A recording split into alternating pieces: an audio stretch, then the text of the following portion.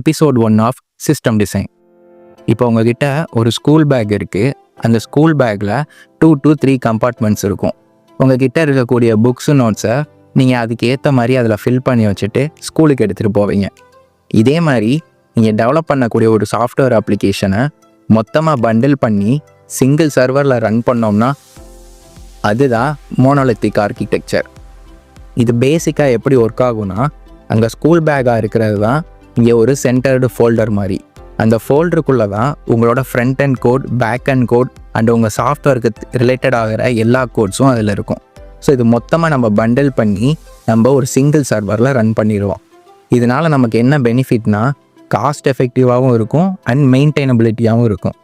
But நம்ம எப்படி அந்த ஸ்கூல் பேக்கில் அளவுக்கு அதிகமான வெயிட் எடுத்துகிட்டு போகிறப்ப நமக்கு ஷோல்டர் பெயின் வருமோ, அதே மாதிரி அளவுக்கு அதிகமான யூசர்ஸ் இந்த சிங்கிள் சர்வரில் வரப்போ அந்த சர்வர் கிராஷ் ஆகிடும். ஸோ இது பேசிக்காக எங்கே யூஸ் பண்ணுவாங்கன்னா, start up, entry level or users லோவாக யூஸ் பண்ணக்கூடிய ஆப்ஸ், இந்த மாதிரி இடத்துலலாம் இந்த மோனோலித்திக் ஆர்கிடெக்சர் யூஸ் ஆகும். இதுக்கு எக்ஸாம்பிள் தான் இன்ஸ்டாகிராம்.